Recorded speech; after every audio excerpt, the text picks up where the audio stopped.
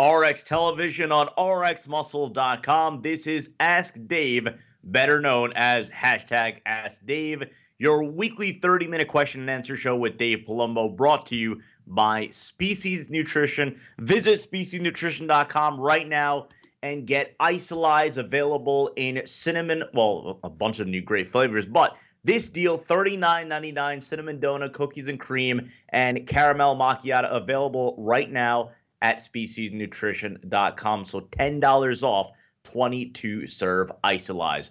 I'm your host, Sadiq Faruqi. Your questions on diet, training, supplementation, IFBB pros, all the latest controversies, life, and more. It is all on the table.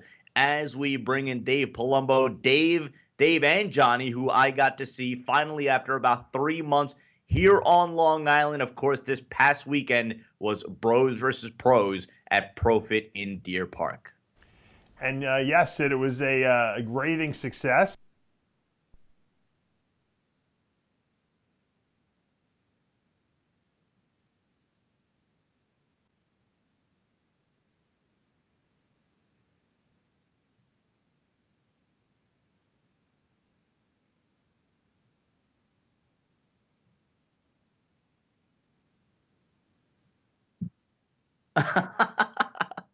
See, this is we're still again in the transitional stage. Of course, Dave and Johnny are doing a great job setting up a brand new studio in Cape Coral. So in a matter of a few weeks, actually, we're gonna have the new studio in place. So it's gonna be brand new. It's gonna be all nice and shiny, all the new amenities of a modern television studio. So, during this transitional period, of course, we appreciate your patience and support. We are approaching 70,000 viewers. Programming reminder, if you haven't already seen it, obvious big fallout at MD earlier this week. We have an exclusive interview with David Bay, who is the former online editor of Muscular Development. So we have that available on RxMuscle.com and the YouTube channel. And then a special episode of Iron Rage featuring not only Chris Aceto, but also Louis Uridel, who's an attorney with a long time experience in the bodybuilding industry. So he came on as a legal analyst. But as we go back to Cape Coral with Dave Palumbo again, Dave, you're talking about Bros versus Pros from this past weekend. Yeah, I think we had a little technical difficulty. One of the batteries ran out in one of the wireless mics that we had. Yeah, it was a great weekend. I love, obviously I got the chance to go back to New York. I haven't been there for 3 months. I got to see my dad. I got to see a lot of, good friends that I hadn't seen in a while. My friend Justin Miller was there, and a lot of people stopped down and said hello. Obviously, Alex Luca put on a tremendous splash over there at the Profit Gym in Deer Park. That gym is just top quality. She keeps making it better and better, and they're doing fantastic over there. It's a well-kept secret, not so much anymore, but I know they're really going big now. They're going to be promoting that gym tremendously. And, we had a lot of people. Very rarely do we have 500 people watching Bros vs. Pros, from the beginning to the very end, and people cheering. It was a lot of camaraderie, great competition. We saw some terrific performances, some records set. Colette Nelson did 80 reps on the bench press with 60% of her body weight. That was a record here at Bros vs. Pros. So a lot of great stuff happened this past weekend, and I want to thank Alex. And I know she wants us back for Bros vs. Pros 30. She wants the 30th anniversary. When we're going to do it, it'll probably be over the summer. And I'm excited because can you believe 30 Bros vs. Pros? That's just crazy when I think about how it first started. 2 guys at Bev Francis Powerhouse Gym, Mike Liberatore versus Jeff the producer, Bro versus Pro. And that's what launched the whole thing. Bros vs. Pros 3, Jose Raymond squatted 405 30 times 1 week out from a show. I mean, there's been some tremendous performances on the Bros vs. Pros stage, and I want to once again thank everyone for making it happen. It was great seeing you, Sid, of course, and seeing the whole New York crew.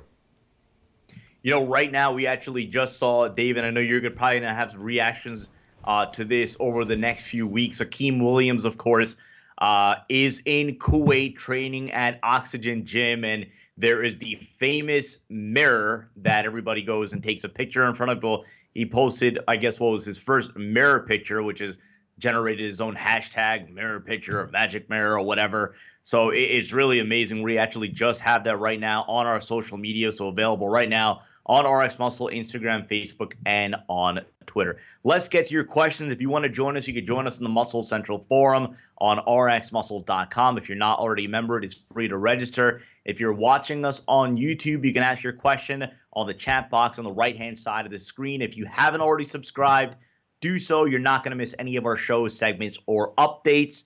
Facebook, Twitter using hashtag AskDave, or Instagram official_RxMuscle. Let's go to PTB. Dave, are you up for doing a bit of an imitation? All right. So PTB says, I'd rather hear Steve Blackman sing Frank Sinatra's My Way as his swan song than listen to this show. Do you think you're up for that one? I don't even know if Steve Blackman can really sing, because that when you have it would be like the problem is I could do his voice, but I don't know if I could do the high soprano like that. It would probably come out of his mouth if he was to bellow out a note like I did it my way. Sounds like Ethel Merman. I sense another episode of Muscle Puppets around the corner. Your question: what is your take on GMO foods? Are there legitimate concerns on their consumption, or are the concerns overblown, similar to concerns over wheat gluten? And if there are concerns, are you optimistic that with time and advancement, GMOs can be improved and more beneficial to humanity, particularly to fight global starvation? Example, the ability to grow crops in famine-stricken segments of the world. GMOs are genetically modified organisms. In other words, they've taken the corn plant and they've inserted genes into it so that they're resistant to insects, say, eating the leaves or the fruit part of it. And you know what the truth is? I'm not against it. I know it's a controversial stance because everyone's against, oh, no, don't touch our foods. Look, everything's genetically modified. We're genetically modified now. We do we do stem cell treatment. We do all this type of stuff to alter our genetics. So I don't see why, I don't see how splicing things into different, plant organisms really is going to negatively affect our health. I know people try to say, well, these things we didn't evolve eating these genetically modified organisms. They're going to do things to our body. I don't buy into that. I really don't. We have hybrid fruits we're eating nowadays that never existed in nature, nor would they ever. We combine plums and peaches to make, I don't even know what they call them. They got all these crazy names for all these hybrid fruits. So I'm not against GMOs. I don't think that they're as dangerous as people are trying to portray them as being. And I think, if anything, they're good because they increase the output of the crops that we're putting forth. The fruits are bigger. There's less insect damage. So, I think it needs to be monitored by the government so that people don't do kooky stuff and cause serious, problems. But I think if it's monitored by a government agency so that, there is control over it, I think that it's fine. I don't have a problem with it. Speaking on food, Dave, we got a question a few days ago in our Facebook inbox. I can't find the name, otherwise I'd credit them for it. But their question was about salmon and the debate over farm-raised and wild-caught. For bodybuilders' purposes, is there a difference, and if so, what? Well, there definitely is a difference, and I'll tell you why. Because when the wild-caught salmon eat algae, and they eat other fish, okay, in the wild, and with these other fish and algae and green stuff, they can turn that into omega-3 fats, okay? And so when you eat a wild-caught salmon, there's a lot of omega-3, good heart-healthy fats in there for you. When you farm raise these things, what they do is they're in big tanks, basically, and they just feed them fish food, which is predominantly cornmeal and non-green stuff. So what's happening is, just like when humans or chickens eat corn, and they shouldn't be eating corn too much, they create a different fatty acid profile in their body. So the farm-raised salmon don't have the amount of omega-3s in it. They still have the same protein content, but the fat content is different. Instead of being omega-3 fat, it's more of the pro-inflammatory omega-6 fat. So while, once again, as a bodybuilder, you're still getting the right amount of protein, you're just not getting the good fats that you should be getting. Now, if you take them in supplement form, like a product like my Omega Lies from Species Nutrition, then you kind of you can compensate a little bit. I understand that farm-raised salmon is way, way cheaper, maybe 50% as cheap as the wild caught. What I do is, because I'm lazy, is I eat I eat the whatchamacallit, I eat the canned, or it's not even canned, it's in pouches from like Chicken of the Sea or Bumblebee salmon they have in there, and it's all wild caught, so you can get that much cheaper. Also, I was in, I think it was Price Club or Costco, one of these places where they sell large amounts of groceries. They do sell in the freezer section wild caught salmon. They're small, they're like 6-ounce fillets, but they're really not that expensive. And so I tried them. I have them in my freezer. They're pretty good. So that's affordable, way more affordable than going to the fish market, obviously, and buying $20 a pound wild caught salmon. Let's go to Stan B on the Muscle Central Forum. Dave, what do you think about the future for birth control for men by taking testosterone shots? A study concluded that it was just as effective and had less long-term effects in the body, like estrogen and progesterone in the contraceptive pill have on women. If this will be accepted by the public, might this be the way to finally begin legalizing testosterone? I don't think they'll. I don't think it will ever be released as a effective, form of birth control because it's not. I know plenty of guys who they take a shot of testosterone and they get their girls pregnant. So the pill that they give to women, which is a progesterone estrogen combination, works because what they're doing is they're turning off the woman's ovulation. Okay, so they're not getting pregnant. Okay, on the pill. But a guy, you're hoping that the testosterone shot will shut down the testicles enough that the body won't produce sperm. The problem is sometimes the actual testosterone shot itself stimulates the testicles to produce sperm. So it's not a proven, tried and true contraceptive, and I wouldn't use it as such for anyone out there who's thinking about that. And I don't think it will ever be released as such because of the inconsistencies. Jack wants to know, growth hormone injected in the shoulder should be shot with insulin syringe or regular syringe? Well, first of all, it can be done with any syringe, really, but you want to use an insulin syringe, number one, because it's going to hurt a lot less. Number two, because you need to measure the stuff, okay? So the 1 cc or half cc or even a third of a cc insulin syringes, which are teeny tiny needles, are easier to measure GH because you're really not taking cc amounts. You're taking, like half cc, quarter cc amounts of the stuff.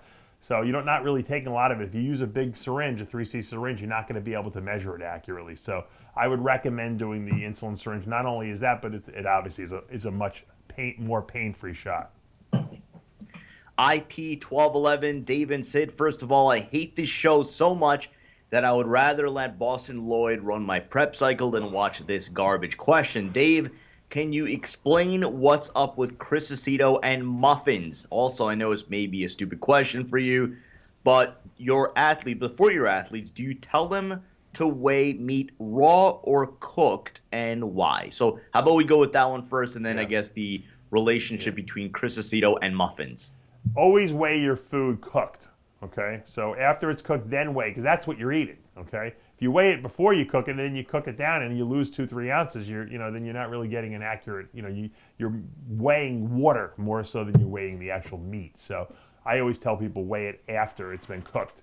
As far as Chris, Chris is like me. When I feel a guy is very flat or needs to fill out a little bit, I send him to McDonald's and tell him to have 2 double cheeseburgers and a fries. Chris is a muffin guy. He likes muffins. When he competed, that's with his thing. So when he sees a guy's flat, he sends him and tells him to get a muffin.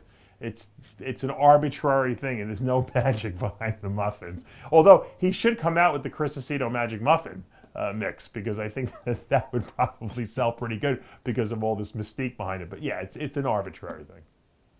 Icon show off. Dave, what would be the best supplements to take for a female beginning their journey into fitness and health? Are we talking about nutritional supplements? It just says supplements. Well, I've said this before on this show. A lot of people ask me, what are the most important supplements to take? And, number one on the list, multivitamin, multimineral, but, high quality, high potency multivitamin, multimineral with the right dosages. All the minerals should be chelated, which means, bound to amino acids for maximum absorbability. We make a product at Species Nutrition called V-Mineralize, which completely I guess you could say, satisfies all those requirements. 5 pills twice a day. Some people take 3 pills 3 times a day. The second most important thing would be vitamin D, okay, because everyone's vitamin D deficient. Now, while V Mineralize has 2,000 units in it, you need 7,000 units a day. So I recommend that people take an extra 5,000 units on top of this. Now, this is men, women, old people, young people. We all have the same essential requirements, especially if we're working out. If we're not working out, we might have a little less vitamin requirement and mineral requirement. But we're talking about people who train. The third most important supplement is an essential fatty acid supplement, because it's very hard to get these omega-3 and omega-6 fats from the foods that we eat, especially the right ones.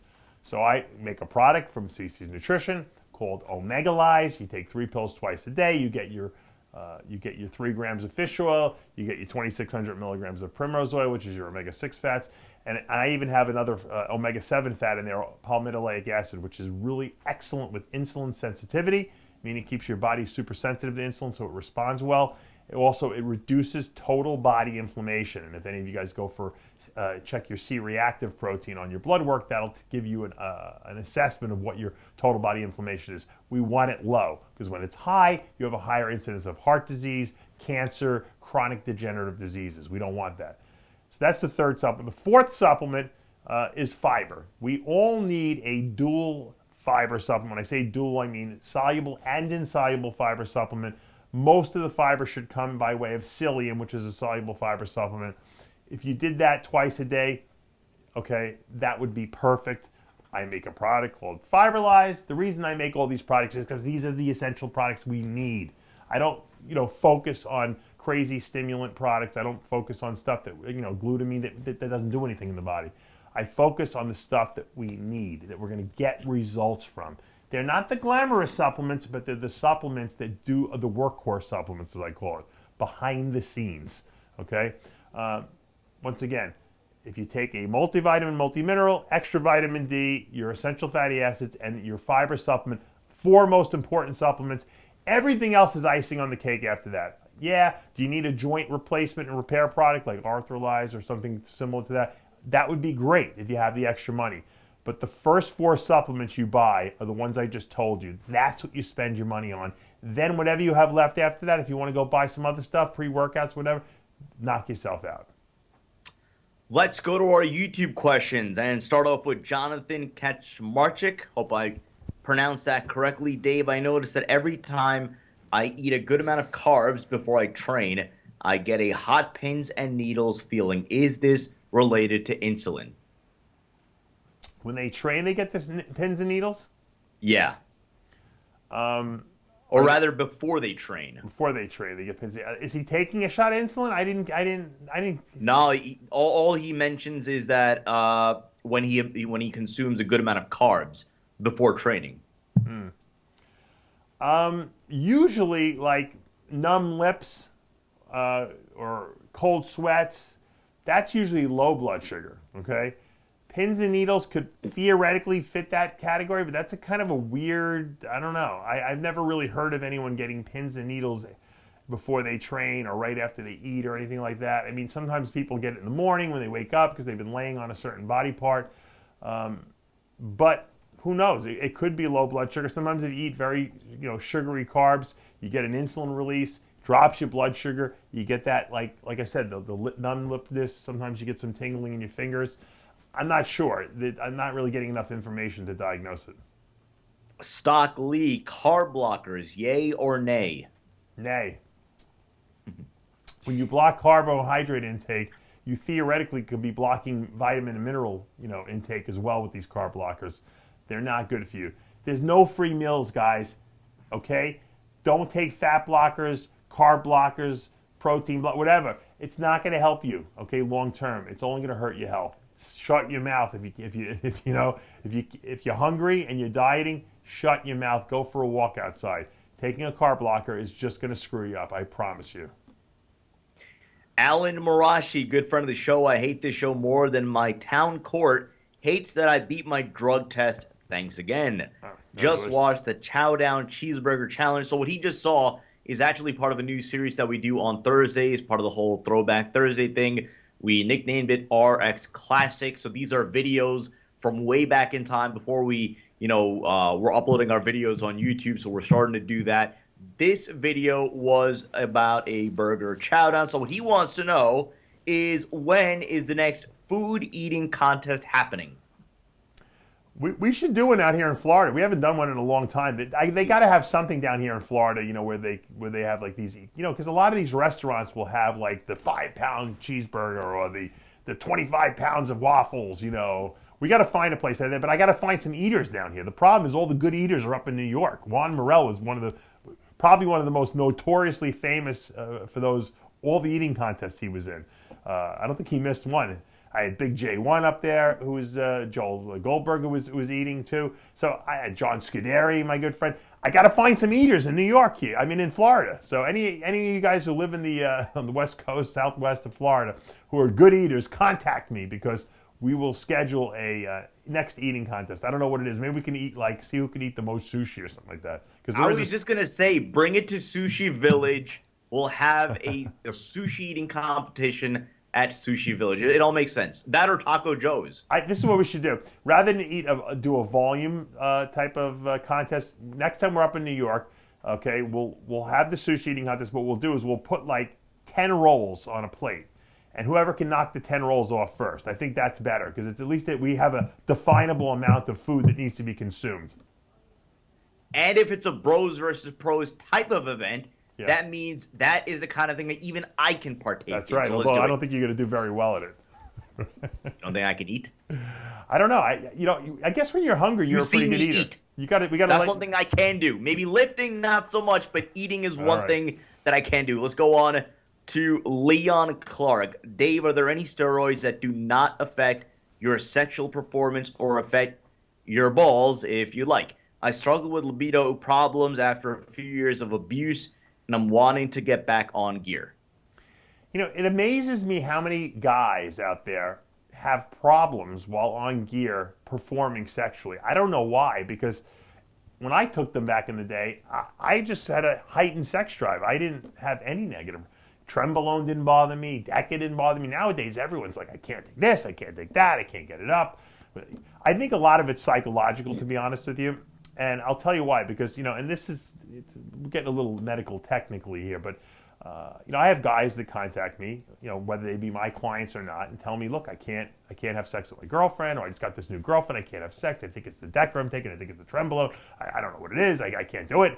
And then the first question I always ask them, and because I know this already, is I said, can you masturbate? And they're like, oh yeah, all the time. I said, well, obviously you don't have a problem. You have a problem with the girl, maybe because you have anxiety. So that could be one of the issues. The other issues, sometimes some of these drugs like Trenbolone and Deca do increase prolactin levels, and prolactin definitely can hamper sex drive. It doesn't happen in everyone, so don't think just because you take Trenbolone or Deca it's going to happen to you. It never happened to me, and it didn't happen to a lot of people I know. But some people it does affect, and you have to know if you're one of them.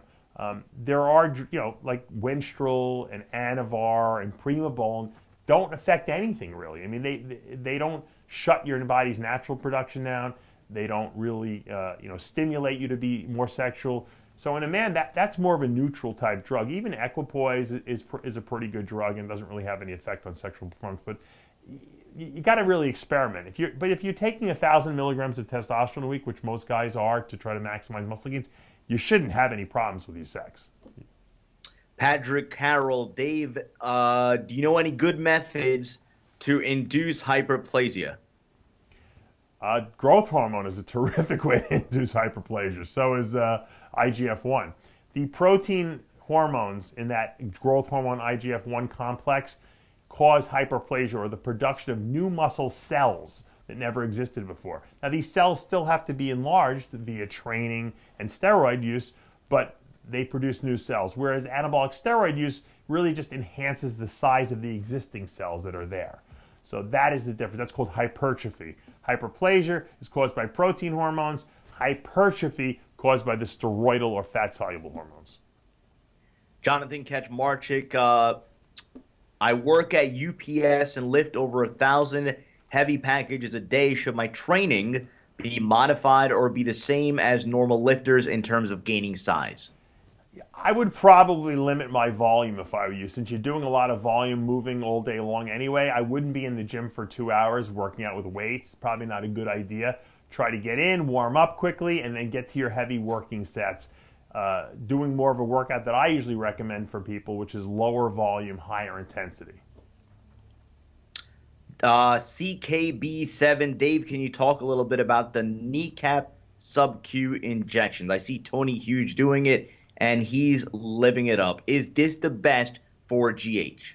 Well, I think I might have showed that to him, because I did, by the way, because he was running out of places to inject all his crazy shots that he does. It's not really kneecap. It's at the bottom of your leg, right where the vastus lateralis is. It's before you get to your kneecap. It's the end of your teardrop. The skin right there is really loose. If you just lift that up, you can kind of stick an insulin pen right under there and do a very easy sub-Q injection without, leaving marks, without missing and going into the fat cells like a lot of people do on their stomach.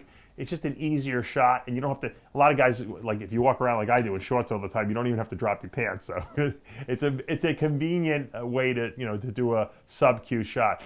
I don't recommend anyone does sub-Q unless you're taking insulin. Insulin's the only thing you should really just do sub-Q anyway. Everything else like growth hormone, IGF-1, I tell people to do intramuscular into the delt. So.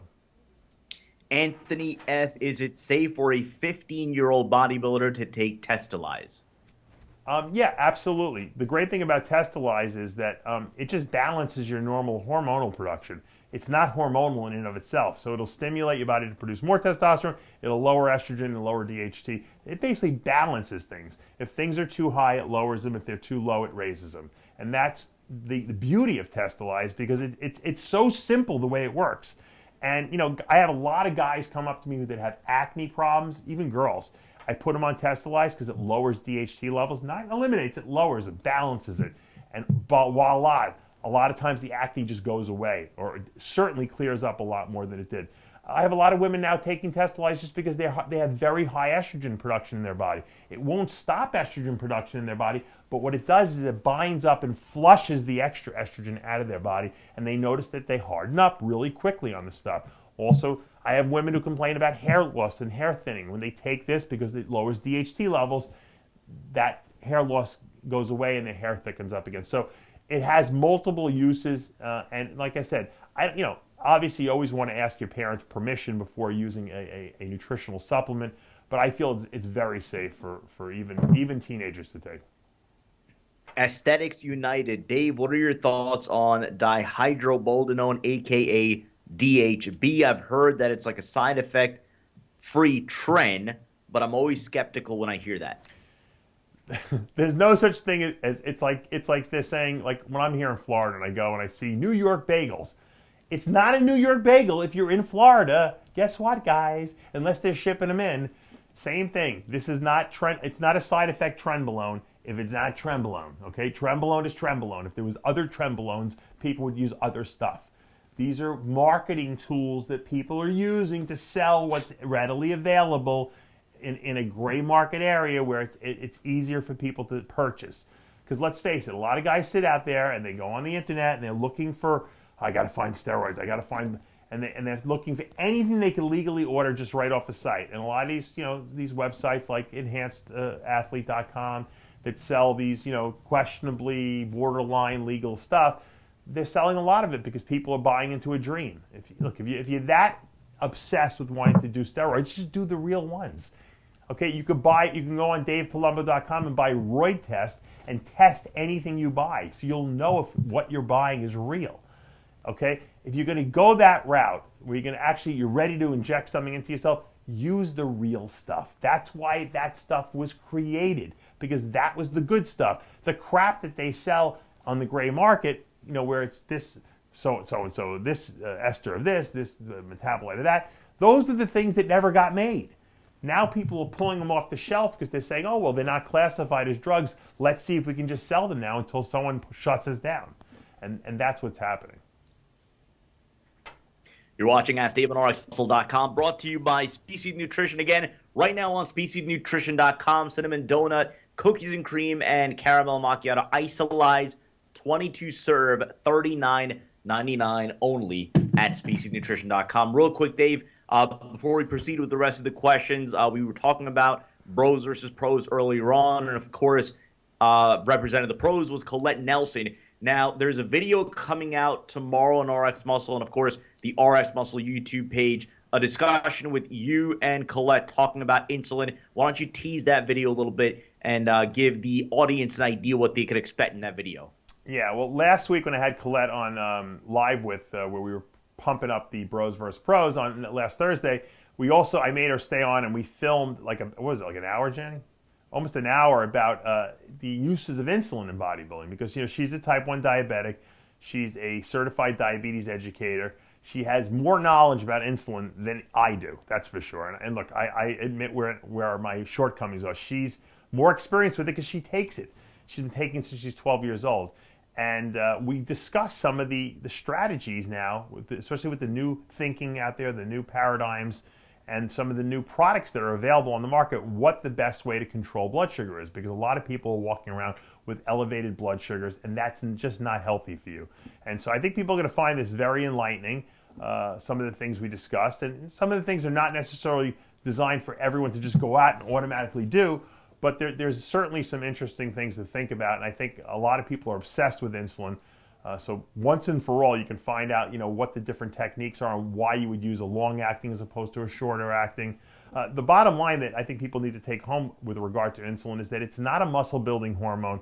Okay, it's a carbohydrate metabolizing hormone, meaning that it puts carbohydrates, into the muscle cells, into the brain cells, and into the fat cells as fat. And you need to balance how much you have in your body. And when you get the right balance, you get good results. When you have a poor balance of it, you get fat. So she's going to explain and answer some of the questions that I know a lot of you have out there. I think you guys will love it. It's going to be on the RxMuscle.com website. That's tomorrow on Friday. We have a couple of questions to do with, let's take this first one from Jana. Is raw honey good with apple cider, or I probably meant to say apple cider vinegar? Yeah. Would it kick me out of ketosis talking about 1 tablespoon of honey? Yeah, I wouldn't be doing honey like on a ketogenic diet. That's sugar, so not necessary. If you're looking to take the apple cider vinegar, for reducing acidity in your body and alkalinizing the body, you don't need the honey. Okay, the apple cider vinegar is doing everything. I think some people put it in there because it tastes better, but you don't need honey. The truth is that I try to eat as little sugar as I can in my diet. I'm not a sugar eater. When you don't eat sugar, you don't crave it. That's a known fact. And I am not against artificial sweeteners. When I go to Starbucks, when I leave here, I get an iced coffee. I get an iced Americano, actually, which is just some espresso shots with no caffeine. I get the decaffeinated one, and I put a few packets of Splenda in there. That, to me, is delicious. Sugar does nothing but bad stuff in the body. I'm telling you, it's just not good for you. There's no reason to take it. Rashid, I've been off for 13 months, lost good size, freaked out after some hair thinning. Any suggestions for me who would like to get back on but want to manage DHT levels for hair? We said it a little earlier. The best way to especially if it's just starting, you just notice a little thinning, you probably don't want to go the finasteride route, which is a drug that blocks 5-alpha reductase enzyme, which really stops the conversion of testosterone into estrogen. It's testosterone into DHT, excuse me. That's probably extreme. If you're just getting a little bit of thinning, what I would do is I would get Testily once again, because it just blunts the production of DHT. It doesn't inhibit it. Take 3 pills twice a day. See how that happens. You got to give yourself at least 3 to 6 weeks to see your hair starting to come back. If that works, then just stay on that. That's great. If it doesn't, I would then recommend going for blood work. If your DHT levels are elevated, I would consider taking finasteride at 2.5 milligrams per day. The issue with taking finasteride is once you start it, you have to stay on it. If you don't stay on it, whatever hair you grow back from it, will fall out when you stop taking it again. Okay, so I've been on finasteride since 2002. Okay, and I have never stopped. So, and there's no reason to. I don't want to lose any more hair. I've lost enough already. Okay, it didn't really grow back any hair for me, but it kind of stopped me losing more hair. So in that sense, I guess it was good. We have a couple of comments from Goldbeck01. Finally received my species product from Predator Nutrition in UK. Good to hear. Great stuff. And Dave was right about taste. And then he goes on to say, hate this show to the point that I'm about to commit a crime. So I don't know what went wrong there. But we go to Snow Barber for Dave, the best source of carbs to eat post-workout with a meal, or would it be better to do a supplement of carbs, for example, your product Carbolyze? Yeah. I tell a lot of guys because, a lot of people don't want to rush home and cook immediately. So I like the post-workout shake because we want to get the protein into the body as possible, as quickly as possible, okay? Whey isolate basically gets absorbed almost instantly, okay?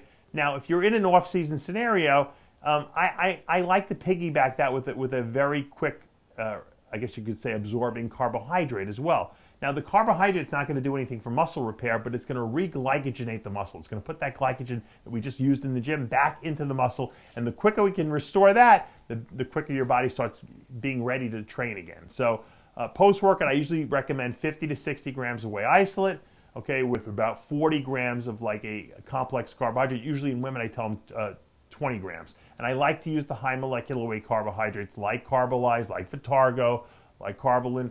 These things get absorbed very rapidly from the stomach. They get into the muscle cells quickly. They don't bloat your stomach. I think Carbolyze is terrific because I micronize the stuff, I make the granules into a very fine dust. Mixes really well. It stays in solution. It doesn't get goopy on the bottom of the cup like a lot of these other carbohydrate replacement powders do. And it just tastes good. We have some great taste: mango, fruit punch, banana. We have an unflavored one now if you want to mix it with some weird flavor of protein, you don't want to screw it up. It's just easy. However, if you would prefer to eat after the gym, sometimes people go out to dinner or whatever. To me, eating a fast-absorbing carb would be something smart to do, obviously, and eating a lean source of protein so that you absorb that a little quicker than normal is also good. Jasmine rice is tremendous. Jasmine rice has a super high glycemic index, and it's very tasty. You can do that. You can do white rice. Post-workout, we usually don't want to have a ton of fat in the meal because that's going to delay the absorption. That's why I usually do the shake, and then I just go out, and then I eat like an hour and a half later because I don't want to have to figure, I can't eat this, I can't eat that. But if you're looking for a carbohydrate, you can eat rice, white rice, jasmine rice, great selection. Big Hecht, he asked this question twice and in all caps. I know he's not messing around. Dave, I have a fatty liver and was wondering what I might be able to take or do to improve my liver. Now, he spelled it out as UDIVIL, but I don't know if there is a product that, or if he's referring to Advil, asking if that will be beneficial for his liver. I like milk thistle, and the active ingredient in milk thistle is silymarin. Okay, that to me is the best, most effective, and I guess you could say university tested type of a product. They've shown that milk thistle, silymarin, actually opens up, and we've talked about this before, the bile ducts inside the liver, and that's how the liver gets rid of all of its waste. The problem is that when the liver is stressed out, whether you're drinking alcohol, taking oral anabolic steroids, it causes the liver to swell. And when the liver swells, it blocks these little bile ducts, and it doesn't allow the liver to dump all this junk out of it. And what happens is the stuff backs up into the liver. And then when it backs up, it swells the liver, and then the liver starts getting, collagen and connective tissue laid down, scar tissue essentially. When the liver gets scarred, it becomes useless, okay? And if your whole liver gets so scarred, you're said to have cirrhosis of your liver, which we don't want to get to. Fatty liver is kind of the beginning stages of that. So what you want to do is you want to take a good quality milk thistle product. I got to work on one because I use Life Extension European milk thistle. I think it's a terrific product. I take 2 pills a day, just for preventative. And I think it's a very underused supplement in the industry. Now there's other stuff out there, Live 52 and the product you mentioned. To me, nothing has there's no other proven university studies that show, like milk thistle and all the studies they have, how effective it is. Riley LB, Dave, I run 3 miles a day due to my profession. Do you think this will hinder my ability to gain muscle even if I still eat in a caloric surplus every day? Unfortunately, it will definitely inhibit your ability to build muscle. When I was a long-distance runner in high school and college, and especially when I got to college, I decided at the end of my years I was going to start, working out, and I couldn't put weight on. I was still running. I used to run like 10 miles a day, but I was down to running like 2.5 miles a day, which to me was a joke at that point because it was so easy for me given what I had been doing in the past, and I could not grow because it just speeds your metabolism up too much. So, obviously eating in a surplus is helpful. I think it's more the recovery the process that's hard, because the running is just really brutal on your body. My best bet and my best suggestion: make sure you get a good night's sleep every night. Let's go to Chris James. Dave, the best strategy for fat loss and maintaining muscle mass: ketogenic diet and keeping the weights heavy. I guess he's putting that out there as a combination. That's a great way to be, because on a ketogenic diet, the one shortcoming is that you don't have a lot of endurance in the gym. You can't be in there for 2 hours because your glycogen stores are very depleted. So if you can go in there and lift heavy, less sets, which is the way I like to lift anyway, and I think that's the best way to grow, you're going to get the most benefit out of it. You'll be able to stimulate the muscle, you'll be able to stay strong, keep your muscle mass up, and still lose body fat effectively. Let's go to Boy from Paris. Dave, I've heard you recommend HCG only post-cycle, but for guys who don't compete and who only go on for, say, 12 weeks or so and then come off for 8 to 12 weeks.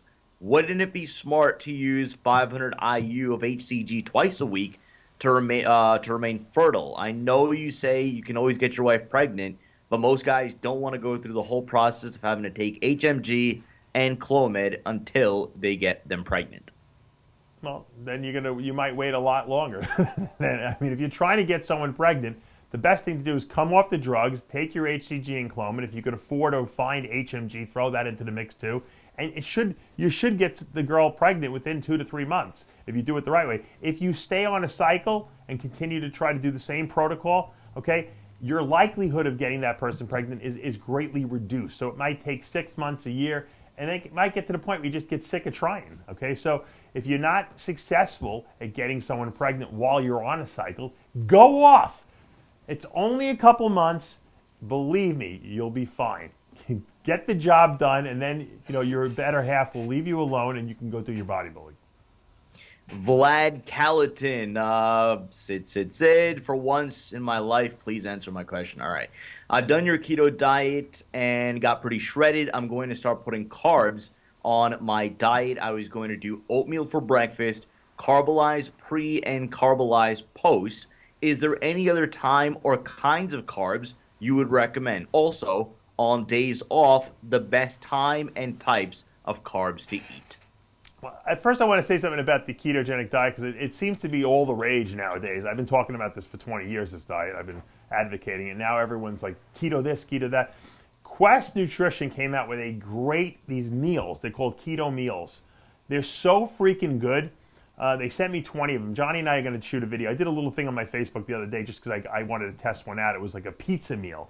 It's like, I think it's 20 grams of protein, 45 grams of fat. They do a 2-to-1 ratio. They're a little skewed more towards fat than I am. I kind of have the opposite. I do more protein, less fat. They do more fat, less protein. But once again, no carbs. They're so delicious. They're so convenient. They mail them right to your house. I recommend if anyone doesn't want to prepare meals and is looking for something easy, they can just keep in their freezer and pull out. Try the Quest meals. They're terrific. But having said that, getting back to the question on carbohydrate intake, I'm a big brown rice eater. I can eat that 3, 4, 5 times a day. To me, that doesn't bother me. I like brown rice. I also like basmati rice. I got into basmati rice because now Minute Rice makes basmati rice. So you can put them in the microwave and in under 10 minutes you got a bowl of basmati rice. So I'm a big rice person, but if I probably wasn't so lazy, I would probably eat more sweet potatoes because I do like those too as carb sources. The key is after coming off a ketogenic diet is don't put excessive amounts in. Start with 35 grams a meal. See how your body does. Then go to 45 grams per meal. If you're still tolerating and you're not getting fat, go to 50. And keep doing that until you find the right combination. Remember, protein and fat is necessary to build and repair muscle. The carbs are the fuel source. You need to find out for your body how many grams of carbs you need to grow but not get fat. That is going to do it for the questions. Dave, anything new with the Dave Palumbo Experience app? Yes, the Dave Palumbo Experience app, which you can subscribe to at your iTunes store or your Android store, has been terrifically successful. We've almost doubled the amount of people we have over the last 2 months. People are loving it. They get daily. There's workouts on there. There's a way to calculate all your calories, your carbs, protein, fat. All my diets are on there. Every article I've ever written, every muscular development article I've ever written is on there. Every video I've ever done is one-stop shopping, everything in one place. Plus, you get the ability to submit questions if you have for me. I answer the quick ones right online. And then the ones that are a little more in-depth and tend to be something that I can teach with, I use those and I do an exclusive video Q&A just for the app members once a week. It's like you have a private subscription, okay, to Dave Palumbo and all my protocols. So if you guys want to check it out, once again, you can go to your Android store or your iTunes store. Just type in Dave Palumbo Experience. It's $29 a month. I think you guys are going to love it. Once again, if you're enjoying the Ask Dave questions and you want to learn more, this is the place to go. That's going to do it for this episode of Ask Dave, brought to you by Species Nutrition. Again, go to speciesnutrition.com. Caramel macchiato, cinnamon donut, cookies and cream, ice slice, 22 serve for $39.99. For Dave Palumbo and Johnny Styles, I'm Sadiq Faruqi. We'll see you next week. Why cut back? It doesn't pay. Why cut back? Why cut back?